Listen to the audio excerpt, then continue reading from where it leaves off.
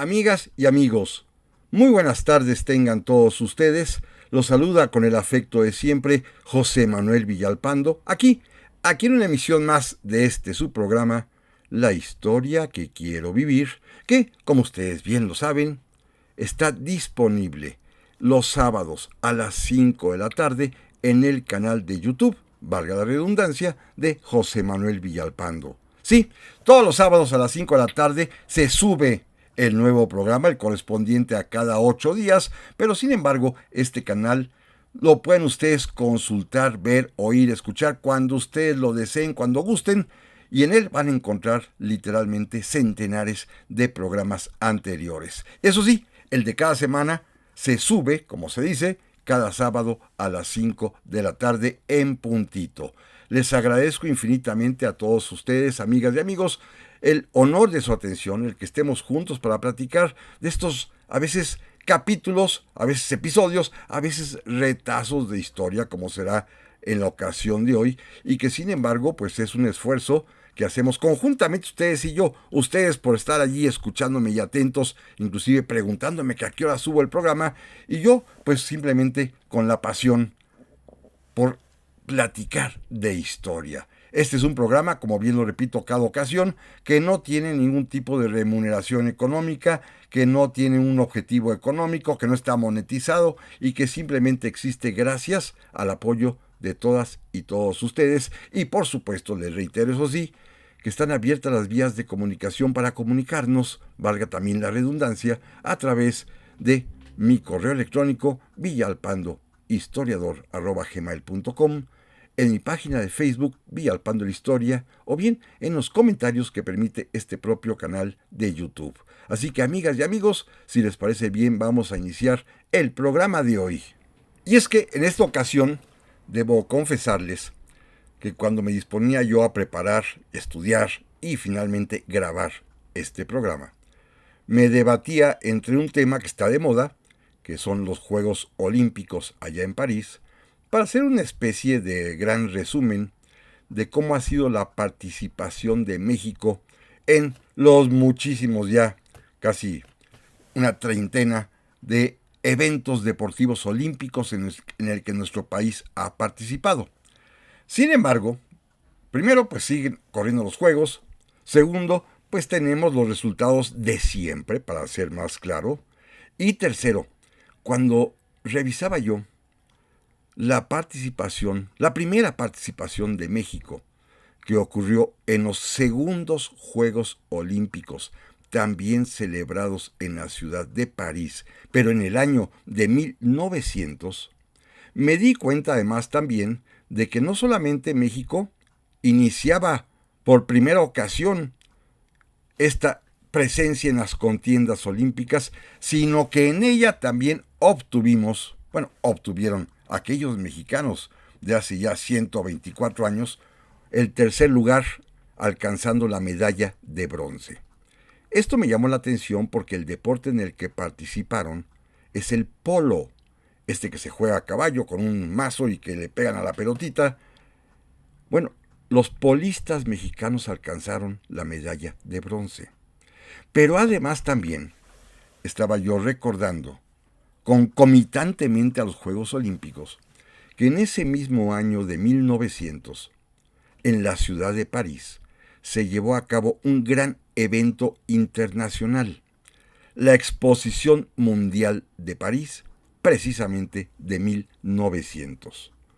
Una ocasión importantísima en la cual los franceses echaron la casa por la ventana para lucir, para presumir la ciudad de París, como lo habían hecho 11 años antes, en 1889, cuando estrenaron la Torre Eiffel, cuando la inauguraron. Bueno, ahora volvían a hacerlo con la idea de promover la amistad entre los países del mundo y además también dar a conocer no solamente las historias particulares de cada nación, sino sobre todo los avances científicos, tecnológicos, artísticos y algo importantísimo, educativos en todo el mundo. Así que una ochentena de países se congregaron en París, cada uno con un pabellón Y entre ellos, por supuesto, estuvo el pabellón mexicano. Miren, algo interesante es que México participó por varias razones que iremos platicando.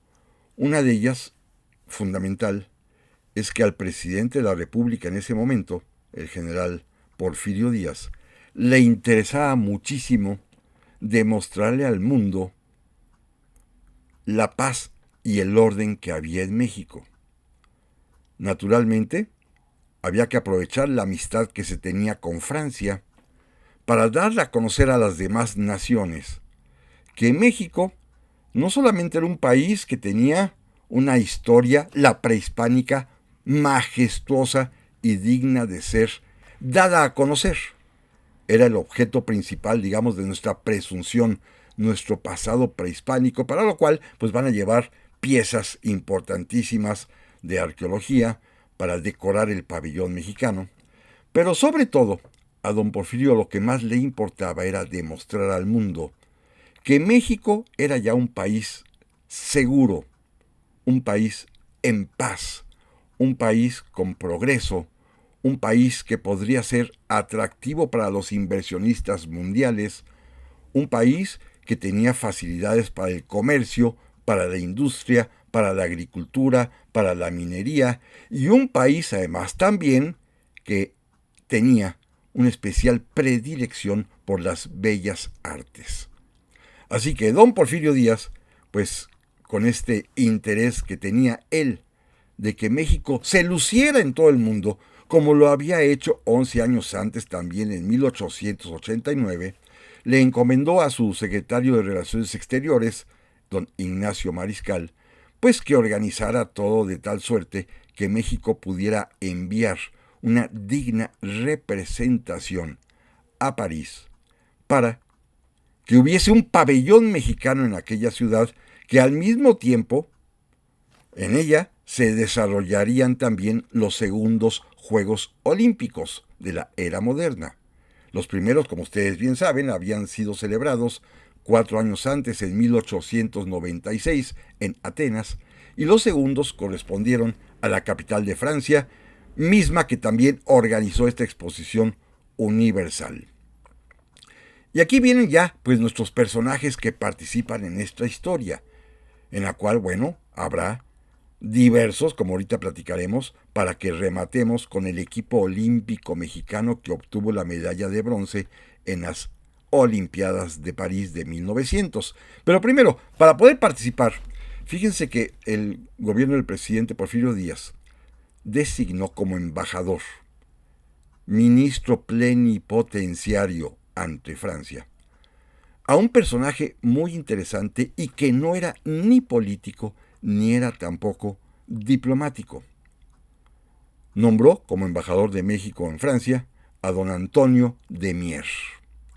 Don Antonio de Mier era un hombre sumamente interesante, sumamente rico, acaudalado, tenía haciendas, pero sobre todo era un hombre de negocios muy destacado, que había constituido, echado a andar y además inició el camino de la prosperidad de una institución que hasta nuestros días sobrevive, el Banco Nacional de México. Él era el principal accionista, era además su presidente y director general, y estaba en plena bonanza económica. Todo le sonreía por lo visto, excepto en su vida personal. Estaba casado con una mujer muy interesante y muy inteligente, doña Isabel Pesado. Tuvieron un hijo y el pobre niño falleció a los pocos meses y no sirvió de nada los médicos ni el dinero de don Antonio de Mier para poder salvarle la vida. Además, Isabel, la esposa, quedó incapacitada para tener más niños, y esto al matrimonio Mier y Pesado, ya le sonó el nombre seguramente, al matrimonio Mier y Pesado, les causó un abatimiento, una depresión enorme, y decidieron irse a pasar una temporada a París para tratar de aliviar sus tristezas. Y estando allá, decidieron comprar una casa, un palacete en realidad, quedarse a vivir una temporada en París cuando le llegó la noticia, el telegrama, del propio general Porfirio Díaz, en el que le pedía que mientras estuviese en París le hiciera el favor a México de ser el embajador nuestro en Francia. Y esta noticia, pues le causó, no sé si alegría a don Antonio de Mier, pero al menos lo despertó de su letargo, de su tristeza, y decidió aceptar. Y le respondió al general Porfirio Díaz que con todo gusto ocuparía el cargo de embajador y ministro plenipotenciario en Francia, pero de manera gratuita, sin cobrar un solo peso ni un sueldo por sus servicios, porque lo hacía por gratitud a México. Esto, por supuesto, pues le abrió las puertas de la amistad con don Porfirio, aunque fuera por carta. En realidad se conocían muy poco, pero sin embargo cayó muy bien esta manera de aceptar el cargo por parte de don Antonio Mier y se va a convertir en nuestro embajador. Esto ocurrió en el año de 1894 y lo primero que hizo don Antonio Mier fue precisamente convencer a don Porfirio de las ventajas enormes que traería para México el participar en esta exposición universal. Es él el que diseña la manera en que México podría participar. Él, que es un banquero muy afortunado, pues piensa que seguramente las muchas opciones de negocios que hay en México serán del atractivo para los inversionistas europeos y de todo el mundo que van a concurrir a París. Y consigue algo más. Aquí sí es el nepotismo, por supuesto. Consigue que el gobierno del general Porfirio Díaz designe como comisario del pabellón de México a su sobrino Sebastián de Mier. Así que todo quedó en familia, el embajador es el que promueve y el que organiza será el sobrino Sebastián de Mier, nombrado al efecto por el propio don Porfirio. Miren, lamentablemente, el embajador Antonio de Mier va a fallecer en el año de 1899, casi a final del año, casi a punto de empezar la exposición, y el general Porfirio Díaz, ya para no desaprovechar el camino andado, designó al propio Sebastián de Mier, no solamente como comisario de la exposición, sino además también como nuevo embajador en Francia. Así que este joven, Sebastián de Mier, ocuparía ambos cargos durante el año de 1900. Y además también, sin serlo, se va a convertir en una especie de presidente de lo que podríamos llamar en ciernes incipientemente el Comité Olímpico Mexicano, porque es también él el que promueve que haya deportistas nuestros en esa segunda Olimpiada que se va a llevar a cabo en París. Así que Sebastián de Mier se queda en el cargo de embajador y además como comisario de la exposición. Por cierto, nada más simplemente para rematar, el matrimonio Mier y Pesado, don Antonio Mier, que ya dijimos fallece en 1899, su esposa doña Isabel Pesado se queda a vivir en París, va a morir en 1913. Cuando muere la esposa, dan a conocer el testamento de ambos, en el que, como no tenían hijos, destinan toda su fortuna, que era inmensa, a constituir lo que hoy conocemos precisamente como Fundación Mier y Pesado, que como todos saben seguramente aquí en la Ciudad de México tiene por lo menos un par de instituciones, una en Coyoacán, otra cercana a la Villa de Guadalupe, en donde es una especie de escuelas de alto nivel, con internado, primaria, secundaria, preparatoria, para formar, para educar de manera muy económica a jóvenes, muchachas, muchachos mexicanos. Todo ello con la fortuna del matrimonio Mier y Pesado. Y bueno, finalmente, pues Sebastián de Mier se encargará de todo y bajo su férula, bajo su mando, pues comienza a instalarse el pabellón mexicano para la Exposición Universal de París. Miren, algo muy interesante para empezar la narración de nuestros personajes que aparecen en esa ciudad luz en el año de 1900 es que en México causó gran expectación esta exposición universal, más la Olimpiada, más la noticia de que habría mexicanos participando allá. Y el periódico más importante de aquel momento el Imparcial, el periódico El Imparcial, decidió enviar un reportero para cubrir todas las noticias provenientes tanto de la exposición como de la Olimpiada. Y para ello decidieron enviar a un joven muy brillante, muy talentoso, que hacía su primer viaje internacional y que todos conocemos porque se trata del gran poeta Amado Nervo. Amado Nervo fue enviado, repito, como reportero por el periódico Universal, se va a París y por supuesto en cuanto llega, lo primero que hace antes de instalarse a un hotel o alguna casa o rentar algún tipo de piso, va a ver la exposición universal, atraído por supuesto, ya se sabía, ya existía, por la grandeza de la Torre Eiffel, y naturalmente quería ir a ver los pabellones y especialmente el pabellón mexicano.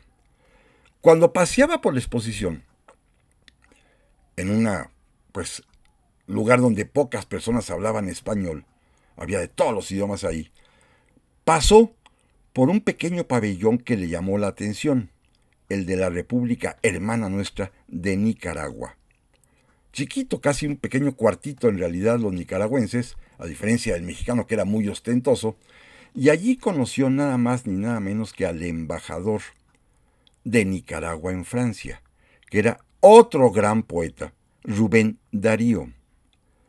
Lo conocen, saludan, y entonces, Rubén Darío, que ya sabía también de la existencia de Amado Nervo porque había leído sus libros de poesía, se hicieron muy pero muy amigos, a grado tal de que ese mismo día Rubén Darío le preguntó a Amado Nervo dónde se iba a hospedar, dónde se iba a instalar, y Amado Nervo tuvo que confesarle que todavía no tenía alojamiento porque había corrido a ver la exposición, así que Rubén Darío decidió invitarlo a su propia casa, en donde vivía con su mujer.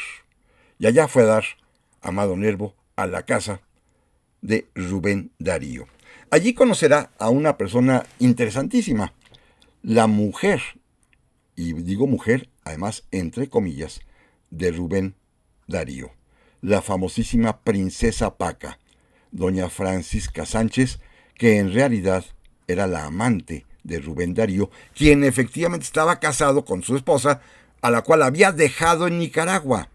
Vivía en París, más bien con un amante, que la había conocido en su estancia en Madrid y se la había llevado a vivir a París. Así que ahí vivía con la princesa Paca, una persona interesantísima, de la cual inclusive les recomiendo por ahí alguna película que vale muchísimo la pena porque es una vida intensa, emocionante, al lado de un hombre como Rubén Darío, que si bien era un genio de las letras, era también un alcohólico contumaz, un borracho perdido en realidad, que le entraba además también a las drogas y que tenía una serie de vicios que lo obligaban a contar con un ayudante personal, una especie de secretario particular, que le auxiliara en contestar la correspondencia, en llevar las cuentas, en tener la administración de sus asuntos, en cobrar su sueldo, en mandar una parte a Nicaragua, otra parte a París para atender su propia casa.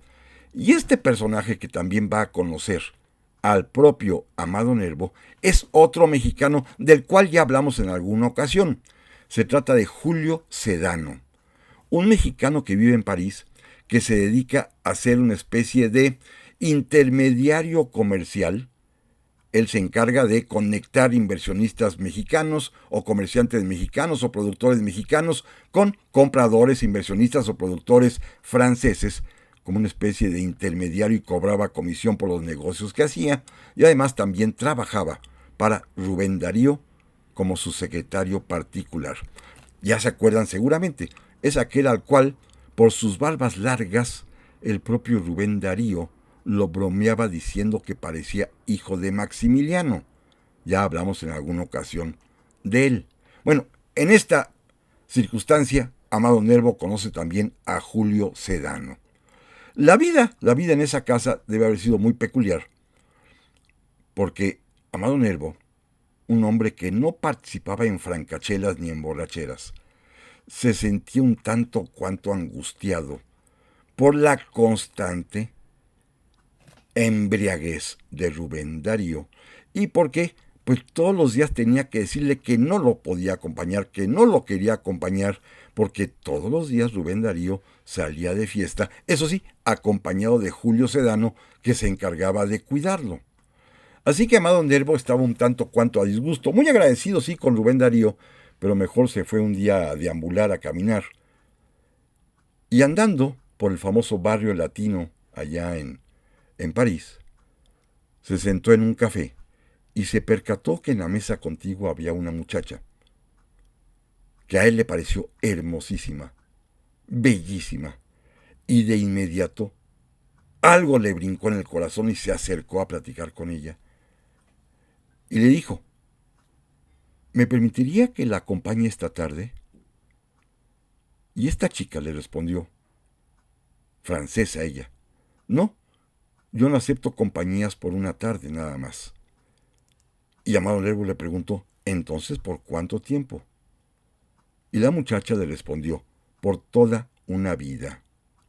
Esta fue la respuesta de esta chica, Ana Cecilia Dayes, una muchacha francesa que tenía 20 años de edad, pero ya con para ese momento una existencia muy trágica, porque era madre soltera, tenía un bebé, una niña de 11 meses de nacida, abandonada, con montonales de problemas de índole social y económica, y sin embargo, Rubén Darío le advirtió a Amado Nervo que no se acercara a ese tipo de gente, porque le podrían traer problemas por el rechazo social que significaría el que anduviese con una madre soltera. Amado Nervo decidió no hacer caso del consejo de su amigo, siguió frecuentando a Ana Cecilia Dayes, quedó profundamente enamorado de ella, le declaró su amor.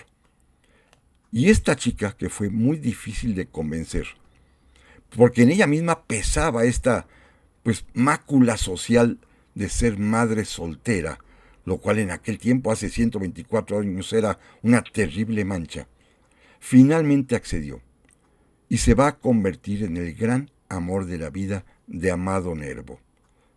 Se van a ir a vivir juntos a un pequeño departamento que Amado Nervo rentó en el propio barrio latino, allá en París, y él, mientras seguía trabajando como reportero del periódico El Imparcial y mandando todos los días crónicas y notas, ya sea de los sucesos de la exposición, ya sea de los eventos deportivos de la Olimpiada, de lo que fuera, pues al mismo tiempo estaba exultante, enamoradísimo, viviendo ya una existencia en plenitud, como decía el propio Amado Nervo en alguna de sus poesías. Sin embargo, todos conocemos la historia. Finalmente, tiempo después, Ana Cecilia Dayes va a fallecer, va a morir. Amado Nervo se va a encargar de la pequeña mientras viva, de la hija de ella. Y, producto de este golpe terrible de la vida, es aquel libro de poemas maravilloso que seguramente todas y todos conocen, del propio Amado Nervo, que se llama La amada inmóvil. La amada inmóvil es Ana Cecilia Dayes, y en él está aquel poema de gracia plena, que seguramente muchos, por lo menos en mi edad y en mi tiempo, declamábamos en la primaria y en la secundaria. Aquel que decía, todo en ella encantaba, todo en ella atraía, su mirada, su gesto, su sonrisa, su andar. El ingenio de Francia de sus labios fluía, era llena de gracia, como el Ave María. ¿Se acuerdan? Este es un poema bellísimo del propio Amado Nervo, que lo escribió en recuerdo dolorosísimo de la muerte de Ana Cecilia Dayes. Pero bueno, lo importante es que estaba ahí Amado Nervo, y en el periódico El Imparcial se pueden encontrar todas sus crónicas, todas sus notas, todos los reportajes que hacía, insisto, tanto de los distintos eventos, de los distintos pabellones de la Exposición Universal, como también de los distintos eventos deportivos, las competencias y los premios que iban obteniendo las distintas delegaciones en los segundos Juegos Olímpicos, también celebrados en la misma ciudad de París. Amado Nervo, entre sus propias crónicas, destaca una de ellas que en México causó verdaderamente gran alegría. México, como ya dije, obtuvo una medalla de bronce, que al rato platicaremos de ella, pero obtuvo un primer lugar y una mención honorífica, el Gran Premio en Escultura. Este es otro capítulo totalmente diferente de lo que México era capaz de hacer en París, allá en el año de 1911, porque la obra de un escultor mexicano, Jesús F. Contreras, del cual también hace varios años platicamos, este hombre se llevó el gran premio, el primer lugar, la medalla de oro en escultura en la Exposición Universal de París. Jesús F. Contreras era un escultor mexicano, nacido en Aguascalientes, y que ya inclusive había participado en la Exposición Universal allí mismo en París 11 años antes, en 1889. Allí había colocado una serie de tableros de paneles de bronce con imágenes prehispánicas, mismos que ustedes pueden ver todavía al día de hoy. Se encuentran en la propia ciudad de Aguascalientes, en la parte trasera de la catedral. Ahí está un pabellón dedicado a Jesús F. Contreras, donde se exhiben estos magníficos bronces gigantescos como de 3 metros de altura, con representaciones de tlatoanis y de personajes aztecas y del México prehispánico. Bueno, Jesús F. Contreras además se había destacado como escultor. Tenía el favor de don Porfirio, que le gustaban mucho sus obras. Muchas de ellas ya engalanaban los personajes del Paseo de la Reforma de la Ciudad de México. Y cuando anuncian la Exposición Universal de París, don Porfirio decide enviarlo, pero por 2 razones, no solamente para que participe, sino para que se atienda con los buenos médicos que se supone había en Francia. Jesús F. Contreras padecía de terribles dolores en el brazo derecho. Ya le habían diagnosticado la posibilidad de que tuviera cáncer, pero para comprobar este diagnóstico y para ver cómo podía atenderse, decidió ir a París, repito, con el apoyo y beneplácito del propio general Porfirio Díaz, presidente de la República. Amigas y amigos, no se vayan, que en un momento más vamos a continuar. Ya estamos aquí, amigas y amigos, para la segunda parte de este programa, en el cual estamos platicando de los mexicanos que estuvieron en París, pero en el año de 1900, participando algunos de ellos en la Exposición Universal que se organizó en aquella ciudad, y otros más también participando por primera vez, representando a México en los segundos Juegos Olímpicos, también realizados en París, la capital de Francia. Estamos platicando hace un momento del escultor Jesús F. Contreras, que va a París, con la finalidad, por supuesto, de participar en la exposición, pero además también con la prioridad inmensa de atenderse con un buen médico por los dolores del brazo derecho, que ya le dijeron en México que puede ser cáncer. Quería él comprobar el diagnóstico y atenderse. Y efectivamente, era cáncer. Después de muchos estudios, de muchas pruebas, de muchos intentos de medicamentos, tuvieron que amputarle el brazo derecho. Imagínense nada más la tragedia para un escultor quedarse con un solo brazo, y además el izquierdo, el que era diestro. Esto es una tragedia enorme.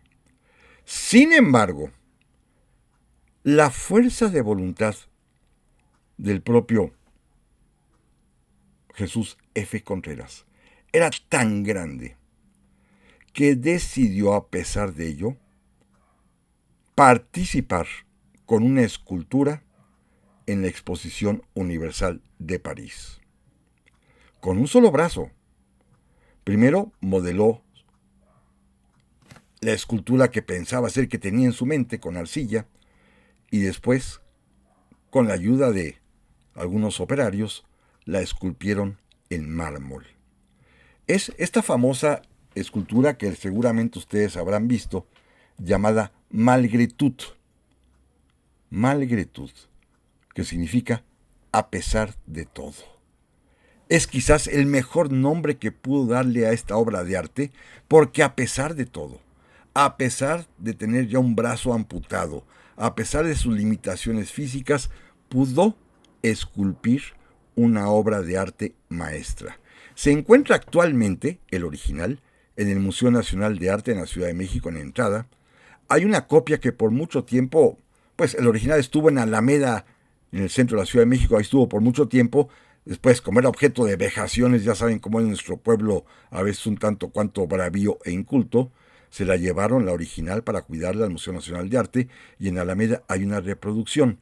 Hay otra más también en el Museo de la Ciudad de Aguascalientes, de esta obra fantástica, La Malgretud, que seguramente ustedes la recuerdan. Es una mujer en posición sedente, acostada, reclinada, casi después de haber terminado una francachela o una orgía. Una mujer esclava, una mujer sometida, pero que es una estatua bellísima que esculpiera Jesús F. Contreras. Insisto porque es muy importante, el esfuerzo realizado fue evidente para todo mundo, a grado tal que la escultura, cuando se exhibe en el Pabellón de México, en la Exposición Universal de París, se convierte en la gran atracción. Ni siquiera las obras de arte prehispánicos ni los demás productos mexicanos que ahí se exponen son tan atractivos como la Malgretud, que todo París, todo mundo va a ver esa estatua prodigiosa, esculpida por un hombre al que le faltaba un brazo. Y esto, la belleza de la obra y el esfuerzo del artista, le van a merecer a Jesús F. Contreras, como decíamos hace un momento, el gran premio, el gran prix de la Exposición Universal, la medalla de oro y el primer lugar para Jesús F. Contreras por este notable esfuerzo de inspiración, de fuerza de voluntad, de creación y de belleza que consiguió con esta estatua llamada Malgretud, a pesar de todo.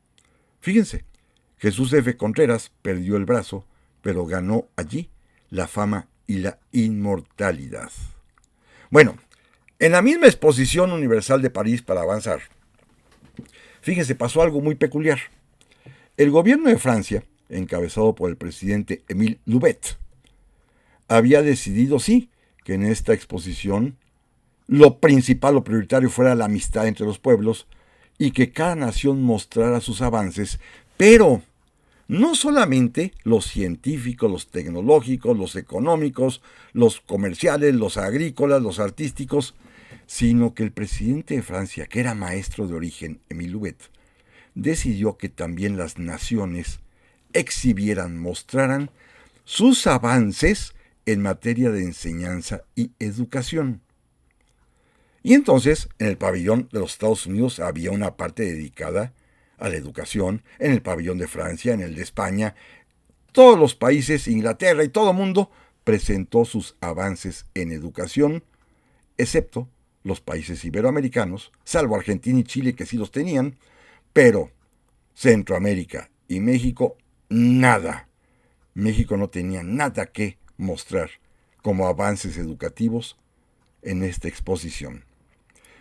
Consciente de ello, el presidente de la República, Porfirio Díaz, convencido por un intelectual mexicano que se convertiría en nuestro máximo educador y que en ese momento apenas había sido reportero, era abogado, reportero, articulista, ministro de la Suprema Corte, pero estaba profundamente interesado en los temas educativos. El gran y famoso Justo Sierra convenció a don Porfirio de que lo enviara a París, a la Exposición Universal, para ver en un solo lugar lo que los países más desarrollados mostraban en materia educativa, para ver qué se podía aplicar en México, porque Justo Sierra estaba ya muy consciente del atraso educativo mexicano desde aquel tiempo. Bueno, se fue a París don Justo Sierra. Evidentemente visitó todos los locales, todos los pabellones, se enteró de los avances educativos en todo el mundo y le impresionaron particularmente dos: el de Estados Unidos, el de Francia y algo también el de Alemania. Decidió además también pedir una cita con el ministro de Educación de Francia, se la concedieron por supuesto, y Justo Sierra le escribiría después a don Porfirio que estaba impresionado con el sistema educativo francés. Pero además, impresionado doblemente porque en Francia existía un Ministerio de Educación, es decir, una entidad pública dependiente del presidente de la República encargada de la educación, lo cual demostraba la importancia de este tema para los franceses. Desde el año de 1828 y en México no había nada de eso. Le impactaron particularmente en Francia la forma de organizar los grados escolares a partir de la evolución del conocimiento, lo cual él va a implantar en México, y a él le debemos la educación primaria de 6 años, la secundaria de 3 años, la preparatoria original era de 2, pero en fin, a esta forma de escalar el conocimiento por años se lo debemos a Justo Sierra, que lo vio, lo aprendió en Francia. De los alemanes aprendió algo sumamente interesante: la existencia de los Kindergarten, de los jardines de niños, que los va a traer también para instaurarlos en México. Y de los Estados Unidos también algo fundamental: la educación para maestras de párvulos, de maestras de jardín de niños. Todo eso se le llenó la mente de ideas, tanto que le escribió a don Porfirio platicándole todos sus hallazgos, todo lo que había descubierto. Y no es el tema de hoy, pero cuando regrese, don Porfirio designó a Justo Sierra subsecretario de Instrucción Pública, creando la dependencia que se encargaría precisamente de organizar la enseñanza en todo el país. Esto va a ser al año siguiente, 1901, y en 1904 el propio Porfirio Díaz, convencido ya de la importancia de este asunto educativo nacional, va a crear el Ministerio de Instrucción Pública y Bellas Artes, también confiado a Justo Sierra, quien, repito, motivado por la inquietud para saber cómo México podía adelantar en materia educativa, fue a Francia, a la Exposición Universal, visitó todos los pabellones, aprendió y regresó a implantar las ideas que había aprendido. Claro, él sí la pasó un poco mal. Don Justo Sierra, campechano de origen, pues tenía problemas de salud, era obeso, muy gordo, pero además también el clima de París le molestaba terriblemente. En sus cartas a su esposa cuenta cómo, por una parte, en los meses de frío, todavía la primavera era fría, le calaba hasta los huesos, y en los meses de calor, ya en el verano, en julio, agosto, bueno, no podía con el sudor y con el cansancio, a grado tal de que iba caminando, iba tropezándose de la angustia que tenía, porque no veía bien el piso, porque el sudor le tapaba los ojos. Imagínense nada más, el pobre Justo Sierra sufriendo enormemente allá en el clima parisino, pero finalmente, bueno, cumplió con su cometido, que lo más importante para él era aprender, conocer los avances educativos. Cuando ya llegó a su fin su misión, le mandó una carta a su esposa diciendo: ya finalmente terminé, ya voy de regreso a México, y le confesó: esta ciudad me fastidia, más allá de lo que pude ver en la exposición, todo lo demás es espantoso. ¿Por qué? Pues porque para él París era la metrópoli de los 7 pecados capitales.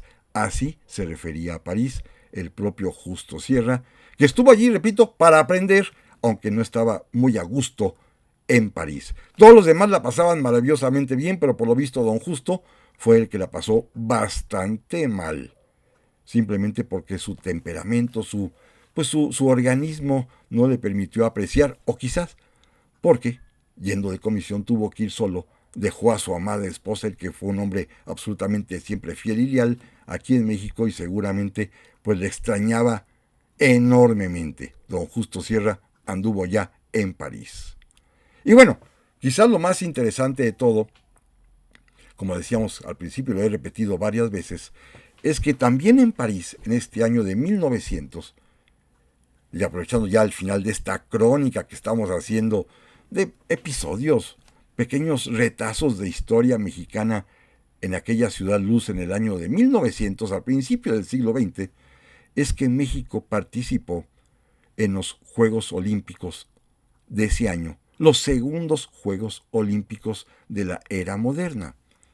También el propio, en ese momento ya embajador, Sebastián de Mier, pues quiso que hubiese mexicanos participando en la Olimpiada. Y sin embargo, en México el deporte pues era una cosa simplemente que no existía, ¿eh?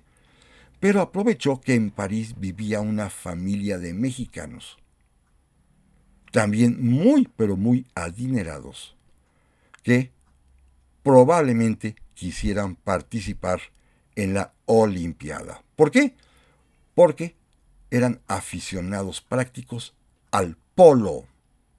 Y también, nuevamente, la mejor crónica de este suceso deportivo que le dará a México su primera presea en una Olimpiada son las que hace el propio reportero del periódico Imparcial que está por allá, Amado Nervo, quien se da tiempo en su vida para estar enamorado de Ana Cecilia y al mismo tiempo seguir cumpliendo con su papel, con su trabajo como reportero, como enviado especial, diríamos hoy en día, de un medio de comunicación, el más importante de México en aquel entonces, el periódico El Imparcial. Y leyendo El Imparcial se da uno cuenta, pues cómo Amado Nervo destacó particularmente la presencia de estos mexicanos. Miren, se trata de los hermanos Escandón. La familia Escandón es una familia también de esas sumamente adineradas de México. Su fundador, su patriarca, don Antonio Escandón Ibarrón, era un hombre sumamente rico, dueño de ferrocarriles, dueño de minas, dueño de haciendas, y que se había tenido que exiliar de México porque había apoyado al emperador Maximiliano. Se fue de México al triunfo de la República, pero sin embargo, aquí en México, aquí en nuestra patria, estaban todos sus negocios. Y siguieron creciendo porque, a pesar de que él ya no viviera en México, siguió invirtiendo en nuestro país y, por ejemplo, se convirtió en dueño de las líneas férreas más importantes, particularmente la de México a Veracruz. Era un hombre, pues, riquísimo, acaudalado. Y sus tres hijos, Pablo, Manuel y Eustaquio, que habían nacido aquí en México, se los llevó, por supuesto, a vivir a París con él, y los tres juniors, digámoslo así, aprovechando la bonanza familiar, la fortuna de su padre, pues se dedicaron fundamentalmente a este ocio, digámoslo así, deportivo, y practicaban el polo. Este deporte peculiar a caballo, con el cual con unos bastones se tiene que golpear una pelota para anotar en la meta contraria. Y tenían un entrenador, un hombre, William Wright, norteamericano, de padre y madre norteamericana, pero él había nacido en México. Esto es lo peculiar. Trabajaba con la familia Escandón. El muchacho, a pesar de tener papá y mamá norteamericana, era naturalmente nacido en México por nacimiento, por lo tanto tenía nacionalidad mexicana. Y este muchacho se convirtió en el entrenador de los hermanos Escandón en el juego de polo.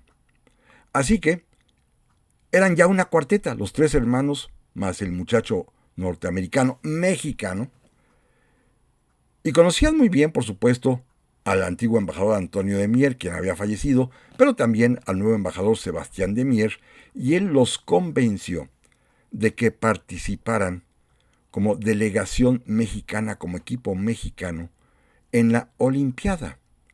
Claro, el polo no era un deporte precisamente muy desarrollado, únicamente participaron 5 equipos, hay que decirlo con toda claridad, uno de Francia, uno de Inglaterra, uno de Estados Unidos, un combinado estadounidense-francés y el mexicano. Pero sin embargo, en el campo de golf en Bagatelle, allá en el bosque de Bolonia, cerca de París, pues México logró avanzar a la segunda ronda y fue ya eliminado en la fase final y quedó en tercer lugar. En tercer lugar, fíjense ustedes, esto es sí toda una hazaña, porque era la primera vez que México participaba en la Olimpiada. No lo volveremos a hacer sino hasta mucho tiempo después, hasta la Olimpiada ya de 1924. Va a faltar muchísimo tiempo, 20 años más. Pero en esta primera ocasión, estos deportistas mexicanos que jugaban polo van a alcanzar la medalla de bronce. Esto es, digámoslo así, el primer récord mexicano en una Olimpiada. Ya después vendrán muchos otros.